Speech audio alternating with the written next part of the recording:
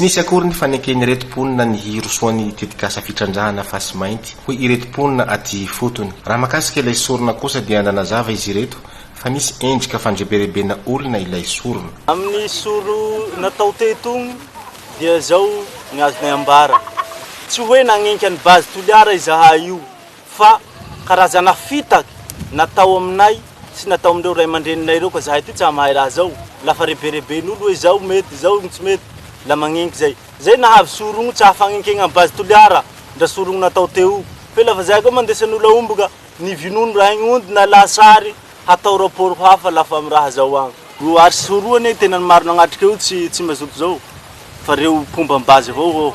Misy loka agnarany mazoto regny fa satria lafa rozy niresaka aminay de milaza hoe tsika iaby hoe ho mazoto.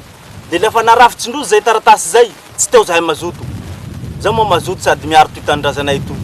Tsy teo zahay fa ireo olo magnomba ny base toliara reo vao nandrafitsy io taratasy io. Ny hetahetanay amin'ny fanjakana amin'ity base toliara to de mangataky zahay aminareo fitondrana ambony, nireo fitondrana mahefa mba ho foagnanareo le permis io fa gn'anakay, ny zafinay ho aia laha ohatsika zay ny raha hisy. Ary ny fangatahanay faharoa fahatelo lafa zahay tianareo androso andefasinareo tracteur hiasanay fa gnaomby igny fa laniny malaso.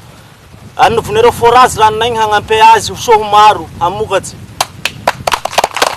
Mangataka ny hanafoanana tanteraka ny fahazoan-dalana nomena ilay orinasa mpitrandraka fasy mainty ireto manohitra ilay tetikasa. Ya zahay naniky zao ety tsy afanoky aty fotony miresaky reo base toliara zay milaza fa solotena ny fanjakana nandeha tonga taty tamin'ny herinandro lasa teo fa hoe manaiky ny olo eto Atsafanoky eto an'le fitrandrana base toliara. Reto fokon'olo reto ny fokon'olo tompony tany andeha hotrandrana zany zay tsy nanaiky hatramizay.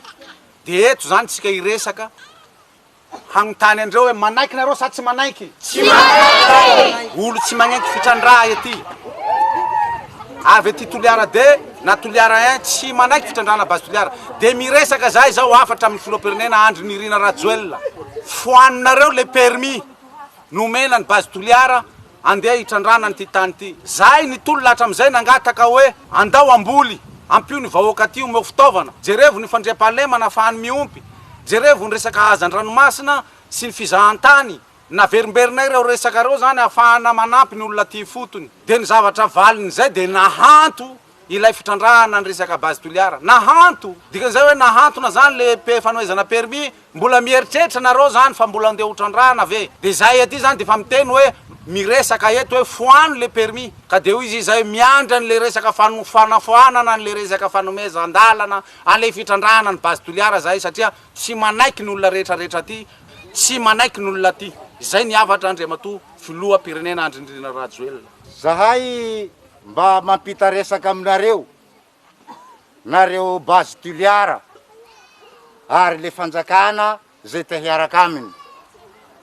Laha misy lahe raha tianareo ho volagna amin'ny base toliara eo, engaonareo longonay reo, ry Tsafanoky reo, ry Andranobe reo, ry Benetsy reo engaonareo. Vonjeo nareo zahay. Ka zaho masikoro nianatsy vonjeo aho. Fa haiko ny raha ho valea aminareo. Fa ka zahadalainareo longonay ambanivohitsy reto. Nidina ifotony tety ireo tanàna voakasiky ilay tetikasa nanomboka ny alakamisy lasa teo ireto mpiahy ny mponina eny Ambanivolo.